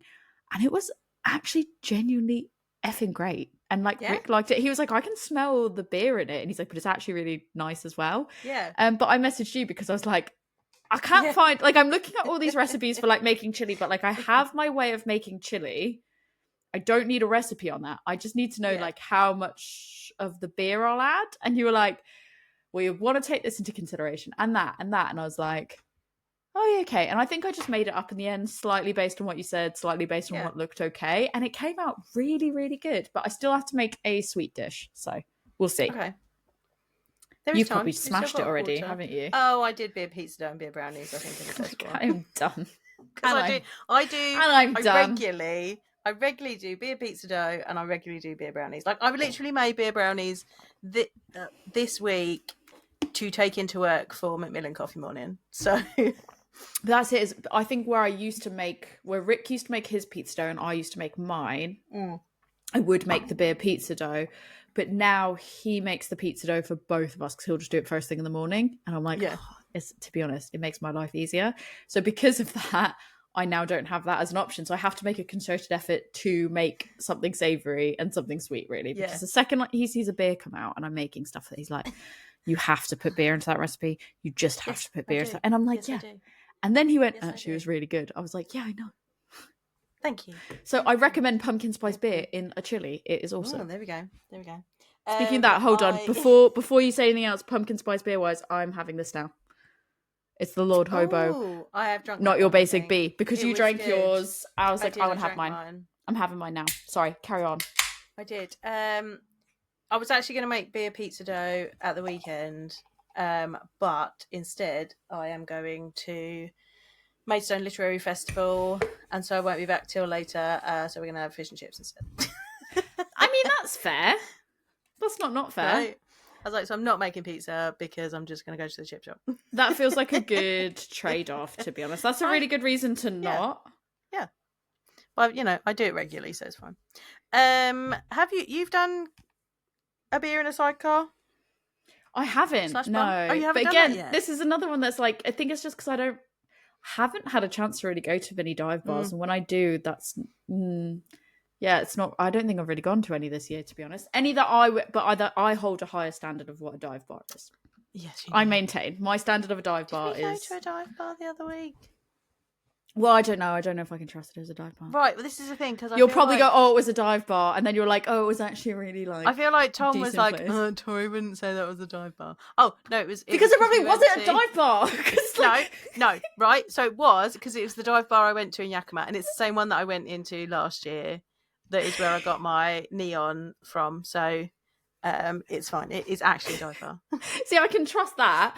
I trust that, especially because in the US, when you're like, this is a themed bar. A themed bar is not a dive bar. I'm still waiting for our episode. I'm still waiting for our like battle of the dive bars. I'm like, I cannot. No.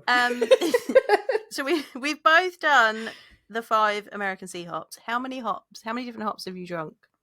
Oh, that's a good question. On your spreadsheet. Because let me check my spreadsheet. Hang on.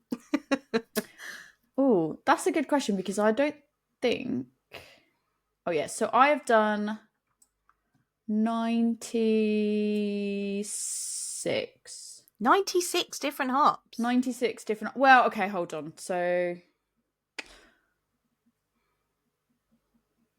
92. Because 92. That's a lot of different because I've got all the different hops, but then I had like hop product for it. So I basically done like, here's the hop, and then like I've listed out all the hops, and then when it's been like an extract or like a spectrum or something like that, I've listed it as its own thing because I kind of wanted to know when it was like genuine hop. I didn't differentiate between cone or leaf, but like it was very here's specifically a liquid product or a particular hop product as opposed to a hop. But yeah, 2 of them were experimentals. So which experimentals? HBC 630. Oh yeah. Oh, actually, I've done that. I've only done that once, but so okay, I correct that. Whatever I said, minus that of 1 because somehow I've captured it twice. Okay. So whatever number I gave you, 90, I like whatever. Yeah, it was 91. Good. Yeah, 91. I like 630. 586 has become Crush now. We need to find a beer with that, don't we? So we can talk about that because that's fun. Yeah, it was all over the place in Yakima when I was out there because obviously it's the new one. So everyone's, well, I mean, new air quotes because people have been brewing with 586 for a while now. It's just got a name now. I love that though. I absolutely love that. Someone the other day asked, well, why? Because we were talking about it, and they're like, well, why do you think like everyone's like, there's going to be like Crush is going to be a lot of places, and like everyone's like, well, why do you think that is? And it's like, because it's got a name now. so that's going to get pushed hard. But interesting. I had some interesting experimentals while I was at various different harvest tours this year.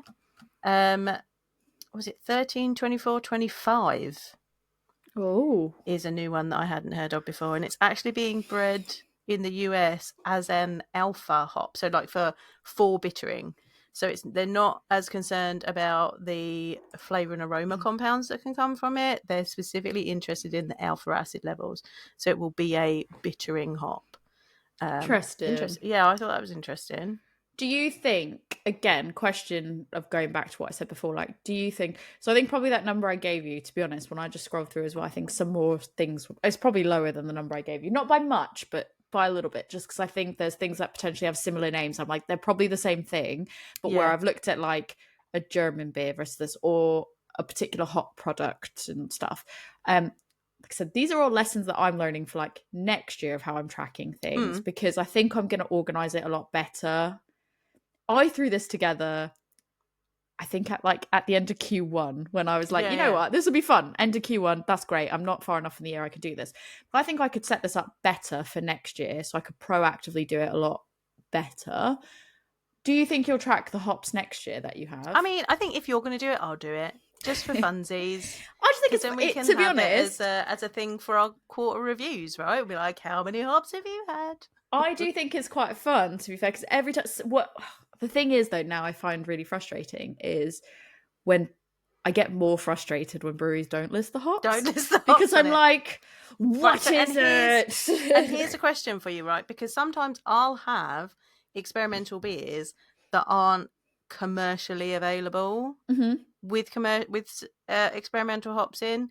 Do I still get to check? Like, do I still get to put that Yeah, hop on because my you still had list? because you still had the beer. Just because Okay. you wanna flaunt that you got special unreleased beers. I mean, I might have had some You're like, experimental beers oh, I in did I the say that?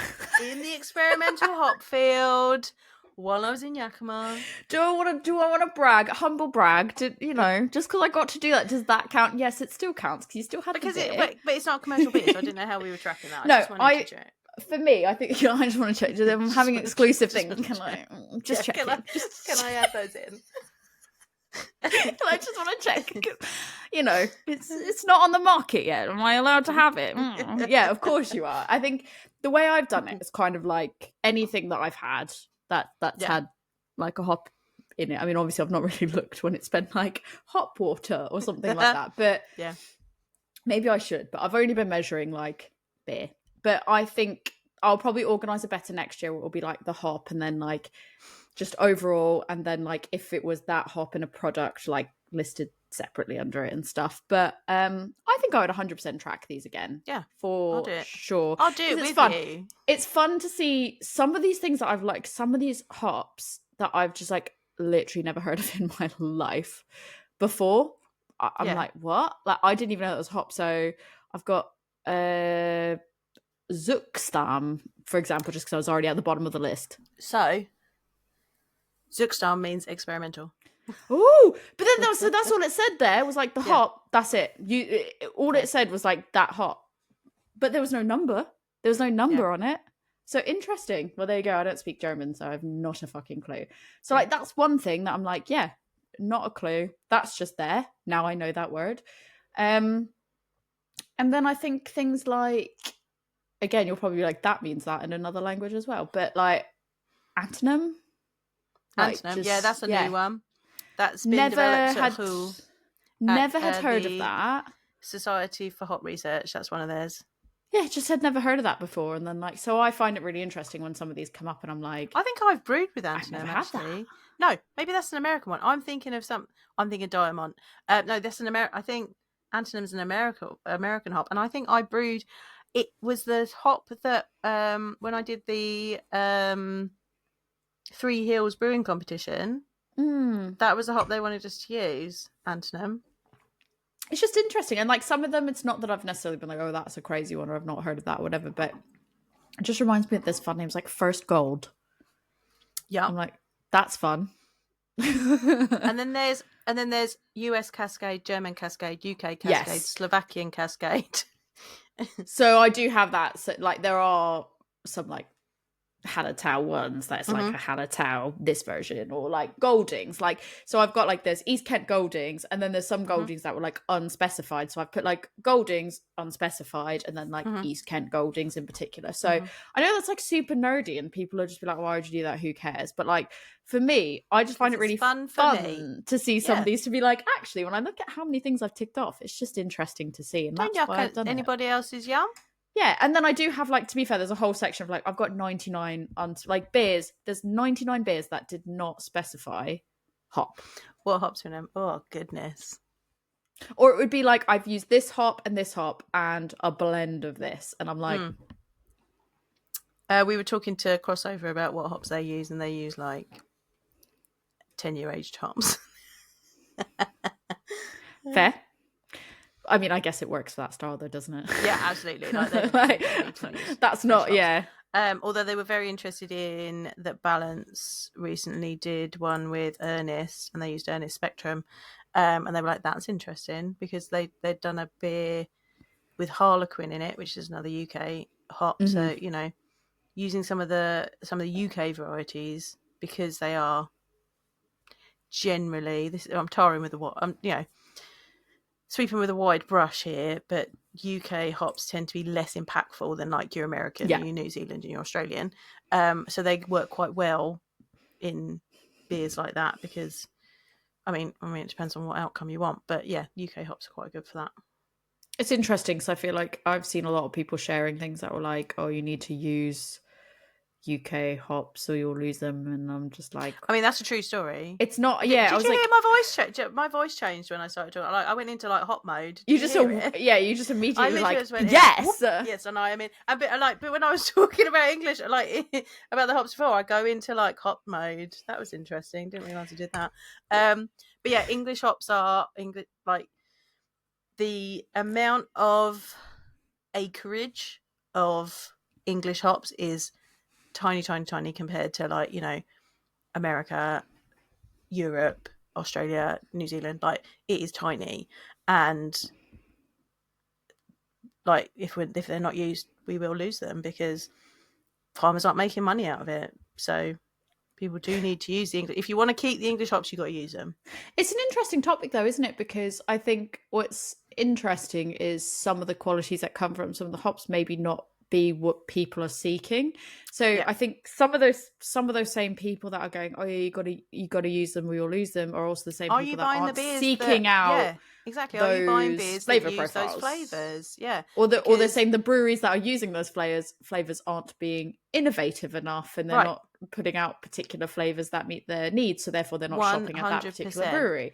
So it's Like just really interesting, the whole thing yeah. around it. I'm not saying there's a right or wrong. I'm just saying, like, to No, play there devil's isn't. advocate, Yeah. like, but if you don't like that flavor profile, like, then you might not go for some of those. But then it's a really difficult thing, isn't it? I feel like we could go on for ages just about like Oh yeah. hops and all that nerdiness there. Yeah, definitely. Yeah, it is the English hop market is difficult, but they don't provide the flavor profiles that are widely popular at the moment, so it makes it difficult. It's a tough one. Yeah. Play a movie drinking game. I still haven't done this, but I am planning to do it. I want to do it for Halloween. I haven't, but I have got. I put in an order the other day. What did you order? Oh, do you want to know what I ordered? Hang on. Yes. Hang on. This is an exclusive, an absolute exclusive. You know how to like play a movie drinking game when we were talking about, oh, it's really, really difficult to play a movie drinking game because you've got to remember a lot of rules and it's just like, how do you remember all those rules? And then we found a cheat, didn't we? That we were like, yeah, we were just going to put like a witch's hat on the corner of a TV. Yeah, we sure did say that. But I didn't have a witch's hat, Joe. You can just cut one out of paper. What have you... Oh my God, you're going to... Oh my God, that's brilliant. So I put it on the corner of your hat. I'm absolutely going to do that. And this is a size small, so this is how small my head is, because this is a child small. Because I didn't want to pay more than £1. I was ordering an order through Ocado. I was going to cut it out of paper and blue tack it to the screen. More for you. I'm going to put this in the corner. And this is actually a very solid, sturdy hat that I got for £1. Yeah. It looks like a really good... For £1? Yeah. That's amazing. Yeah. And it's like I said, I could have gone with £2, but it would have been a medium. And I was like, I don't need that. Let's go with a small. And I was not expecting it to fit my head. Yeah. It fit. I mean, I have a tiny baby head though. And it actually fits me perfectly. I'm not even upset about it. So I am really happy. This is me. This can is me. You. This could be like the cover of the thing right now. Oh my God. This is amazing. That's my fave. Not your basic bit, because even then it says like pumpkin spice stout with cold brew coffee on her shirt, and it's like as if, haha. And I've like got my pumpkin thing, and I'm like, as if I'm gonna do this movie challenge. It's gonna be so good. So I think I'm gonna watch Hocus Pocus with this. I'm planning to do Hocus Pocus as well. Can we like live chat while we're doing it? We can plan to do it, live chat it, and we'll hit play at the same time. Yes. There we go. We're done. That's so we can have like a virtual date. So it'll be good. And we should be like drink. Be like dating during COVID. Yeah, that's all. You'll just be messaging like drinking. So yeah, not done it yet, but I'm ready. I'm ready and prepared for it. This is good. I love it. We're ready. We have that ready. We are ready. For people. Rick doesn't know about this. He was like, when is enough with the Halloween stuff? And I was like, never. That's a silly question. I was like, it is not Halloween stuff. It is home decor. That's obviously Halloween stuff. But I also bought a cauldron because it was £2. Oh. I bought a plastic cauldron for £2 because I thought I'll get little disco balls and make them like bubbles. and it'll be fun. That'd be fun. That'd be fun. I have a proper cast iron little cauldron. I had one, and it's being glued back together. Oh, what did you do to it? We'll talk later. Okay. We both asked for a recommendation from a bartender because you do that all the time. I literally do it all the time. I'm like, what should I have? Make up my mind for me, thank you. We bought someone a drink for their birthday. I have. Have you visited a winery? No, because the worst part is I was meant to go with Ruth and Rachel post aerial hoop. The one day that we were planning, we were gonna go. We were like, we're going to get dressed up to the nines. Like, it's going to be really good. And then the morning of, we were like, it's pissing it down with rain. And we realised it was Reading Festival weekend. So it was going to be busy as hell. Yet the trains were delayed because of the rain or whatever else. Our plans completely changed. We ended up having a really good day, but I was glad we didn't go to the winery because this winery in particular, Ruth was saying, if you sit, there's not a lot of room inside. And that's mainly for the people going like on the tour and doing a tasting or whatever. Like she was like, the outside is beautiful and that's like a really good place to sit. So I'm hoping I can still go before the end of the year. If not, I'll go.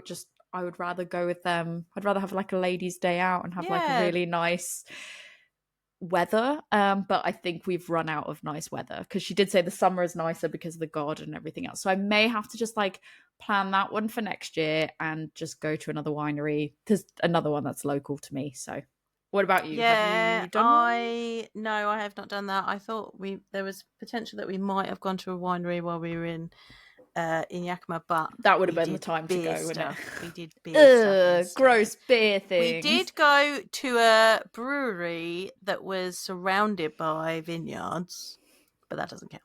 I feel like that doesn't count, yeah, because you drank beer.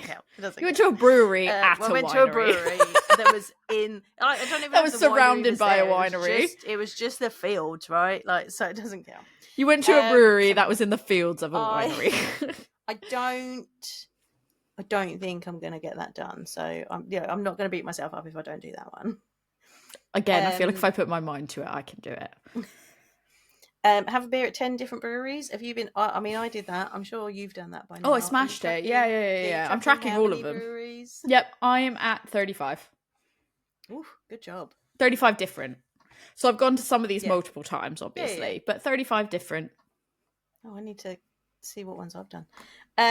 Drink a beer Mosa or a beer bloody / Michelada before 11 a.m. Yeah, I did that the Easter Bank holiday weekend. Smashed that. I also did another beer Mosa flight while I was in Portland. A beer Mosa flight? Yeah, I did that last year. Do you not remember? I don't remember them doing a flight. So that's awesome. It's like tiny little glasses, and I had a there were different flavours. There was a kiwi one.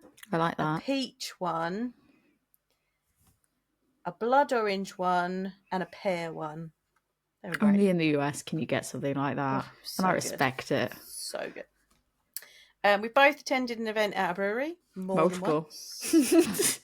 We've both had a whiskey drink, a vodka drink, a lager drink, and a cider drink now. You've done that as well? Done. Drink a stout barrel aged 0 to 12 months, 13 to 24 months, and 25 plus months. I did all those. You've done all those. I have completed this now. I had, for my 0 to 12 months, I had bourbon barrel aged Death Matter custard from Turning Point.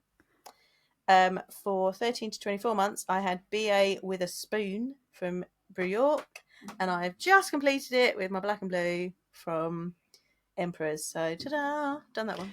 So what's really funny is the black and blue was my 13 to 24 months because I had a different version of that one, and that was my 13 to 24 months. There we go. So, yeah, I did mine last quarter, so I won't repeat all of mine, but I did do it. Order a flight of beers that are all different colours. I think we've both done this now, haven't we? So I have done it as of this last quarter, but I've done it, but it's really hard because what I find is like, I looked back at photos and I was like, oh, they're kind of like, they're very, so there'll be like two that I'm like, would you class them as being the same colour? I'd class them as very different because you put them next to each other. They're very clearly different colours, but one's like one would be like orange and one would be like pale yellow. And I'm like, I feel like those are two different colours because you put them next to each other. If I took a photo and I put them next to each other, they are very different colours. Yeah. So I had a few where it was like that, where I was like, oh, there's two colours that are somewhat similar palette, but like very different colours. And I had it was like an ombre where I had like a whole thing of pales. It was really funny because it was like a light colour, like a light straw, then a dark straw, then a light gold, then a gold. And I was just like, that one I'm not counting because that is a lot of yellow. To get your SRM scale pictures out. Whereas this was very like a stout, like a fruity pink one, and then like maybe an orange one and a pale one or something like that. So I was like, I did a few where that was like that. So I think I've counted that. Yeah. I sent you a picture of my flight from Rome. You did. When I was in Portland and was like, does this count? And you said yes. So I was like, yeah, that does. I had pumpkin patch, which was like a reddy colour. I had Cote de Rhone, which is like a yellow. I had a stout, which was black, and then I had, what was the last one? Oh, I had a blackberry honey kolsch, so that's a bit more orange. So I like that. Definitely did the different colours. I had a few flights. Do you know what? I also had a flight. I had a flight at Deschutes, and they were almost all exactly the same colour. So that's funny, isn't it? Though, like I said, I had the ombre one that just made me chuckle. Right. So I was like, and this is just like, varying degrees of pale. Like they're all basically the same colour, but they're all very different beer styles. Like I've got a cream ale in there. I've got a Katharina sour. I've got a Kolsch. Like there's a couple of different IPAs in there, but they are all exactly the same yellow gold. Where's that brewery that was? There was the brewery or the tap room, whatever it was, that was in New York that did like these amazing flights, didn't they? And they had these amazing when we did the flights, and it was Talia. Yeah, and they had awesome they made them themes. Instagrammable, and I still think about that. So when we talk about this part of like the different color flight, like I just think like they could have a basic bitch pumpkin spice like flight where they've got like the varying colors of the like the gold, like the leaves changing. We have like gold to brown, and like you ombre it, like that would just be amazing. Perfection. But I feel like everyone should curate their flights like that. Right, that's great. I mean, you could get pre-made flights at Rogue, but I was like, can I make my own? They're like, yeah, of course you can. It's like amazing because I want these ones. Thank you very much. I would like to make my own. Thanks. Have you tipped the bill for your tipped 100% on your bill? I did. I did this at the Alchemist because for me that was they donate 100% to charity. So I was like, if I'm going to tip 100%, I'm going to tip it where they're giving it to charity. So I couldn't think of a better place to tip 100%. Because they basically, their whole thing was, I think, I might have even sent you the video because it might be something that we can put up for the podcast. I can't remember. Basically, going to the Alchemist was awesome because they were talking about how they're such, like, they take care of their employees and the fact, like, they pay them a living wage. They do that. And they said, like, you know, they don't rely on tips. They're happy to not have these tips because they get paid so well that compared to other places, like for them that all goes to charity. And I was like, yeah, okay, I'll definitely tip knowing it's going to charity as well. Like I would have tipped 100% on it anyways, but I was like, the fact that they give this to charity as well says to me, and it's a local community charity, I was like 100% happy to do 100% tip on this. So yeah, what about you? I still haven't done that. Because we did say it was quite difficult unless you're in the US. And I feel like that was your window to tip was in the US. And I couldn't because everything that I was doing over there was work stuff. It wasn't my money. So, and some of those bills were insane, extravagant because there was like, 13 of us. So it's not quite as easy to do it at that point. So no, I haven't. At the level that you have to tip when you're there. Yeah. I made sure we tipped well though. So we always make sure we tip well when we're out there. So, and we've both made 5 ingredient beer cocktails. We did, yes. In fact, we've done several beer cocktails now. So we have. I've just picked up the most niche liquor, so I've got Midori now, and Midori's not that niche. I feel like it is niche in the sense of not. Midori. Yeah, and Midori sour is great. Like Midori in general is great, but I feel like that's not a common. It's not like. I would argue it's not a common thing over here. It's way more common in the US. And I think if you go like, where do you, if I were to ask you, where would you go to buy Midori? What would you say? Can I not get it in the supermarket? No, I had to order it on Really? Amazon because I Oh, could not get I it thought I from could just get it in the any. supermarket. So you have to get it from like a specific liquor website that like Okay. one of the whiskey websites. Was it like websites that specialize in selling spirits I'm surprised by that. and liqueurs? But I Yeah. got it on Amazon because I couldn't find it in any supermarket, literally Wow. nowhere. I couldn't find any melon flavored. Mm. And I wanted it because I wanted to make an alcoholic melon soda. So I was like, Yeah. So I think I want to play around with that with a beer cocktail. So I also bought some fancy bitters when I was you coming back from the did. I got US. chocolate bitters, and then you outdid me by being like, "Let me get all the I know. I saw amazing." these 2 boxes. It was like a place that makes gin, and then they had these 2 different boxes. They had like a gin bitters and a whiskey bitters, and like the whiskey's got a dark chocolate in it, and a coffee Nice. and like a woody, and the gin one's got lavender, a couple of other different bitters. But I was like, rose bitters, I think, or something. And I was just like, Yeah, buying they those. sounded really Yeah, interesting. they sound really interesting. And I was like, grabbing those because I'm going to make beer cocktails like that. Right. And I was slightly disappointed. Chat GPT, get ready. Right. Because the lady that was behind the till when I was buying it, and like, I was just like, oh yeah, I'm going to buy these because me and my friend make like beer cocktails. So I think it'd be really interesting. She was like, cool. And that was it. And I was like, I love how you were like, this is the one time, ask me more questions. And she was right. like, And she was just like, cool, have a good day. Do you want a bag? Right, like I felt literally I felt like she was just like, obviously she wasn't a brand ambassador because it was like a local company, Right, okay. artisan company. So I figured like the person behind the till might be a bit knowledgeable. Like, oh, here's some ways tips. to use it or something like that. You were like, oh, me and my friend make beer cocktails, and she's like, cool, have a great day. Did you want a bag? Right, and I was like, okay, bye. It's very disappointed. That's the saddest sounding interaction I've ever heard. You're like, I'm trying to connect with you. I'm excited about this product, and she was like, okay, bye. Cool. And I was like, that's neat. Yeah. Anyways, okay. this is your no, total. I won't do that again. Right. I won't put myself out there again, I promise. Yeah, sorry. Right, so to end this off, because I think we've done pretty. We've done all of today. it. Yeah. Yeah. Do you want to hear the top 3 episodes of the quarter? Oh, yeah. I didn't even know that was something that you could pull up on demand. Yeah, because I've got the stats in my journal, girl. I don't do any of that. Right, so top 3. Coming in third, German Pills. From our lager series. Nice. I will preface this by saying I haven't got the stats for our 4th birthday episode. That one seemed to be going quite well. Okay, yeah, that had a lot of feedback. We're not at the end of the week. Caterpillar, literally Caterpillar, like conversations of how you eat a colon. Controversial. That was the clip to use, right? I was pretty impressed with that. Controversial.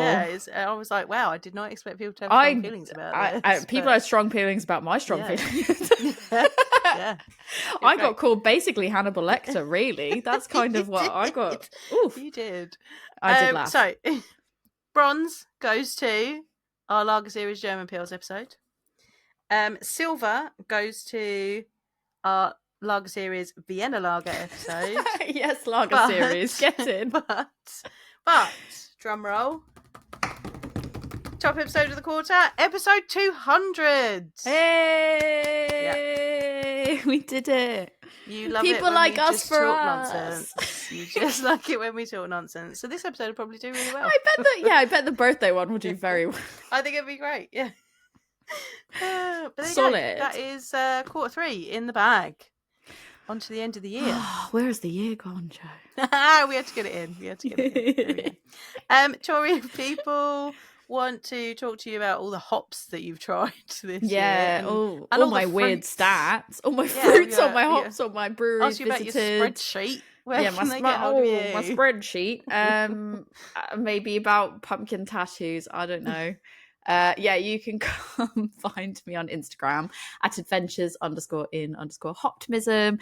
You can email me at adventuresinoptimism@gmail.com. If you want to talk to Joe and I about what you think we should be starting to plan for our goals in 2025, because I feel like we're nearing that end. Let's not leave it till the end of the year. If you want to see us start tracking things for 2025, let us know. DM us, email us, DM us on Instagram at A Woman's Brew. You can also hit us up on Facebook at A Woman's Brew Podcast. You can email us in any of your suggestions or link us to places that you think we should check out, other challenges for beer drinking. You can send us those at awomansbrewpodcast@gmail.com. Joe, if people want to hear all about your extensive travel this year, where can people come talk to you about your beers that are not yet on the market? Do they count? No, I don't know. I mean, they won't be on the market because they were brewed at the experimental farm to test out the experimental hops that they've got. You can talk to me about that. I can get proper nerdy about all of that. And you'll find me on She'll Instagram. put her hop voice on. I'll put my hop voice on just for you, and I'll be out on Instagram at Love Beer Learning. You can also find that on Facebook. I'm other places, but you're probably best to just find me on Instagram.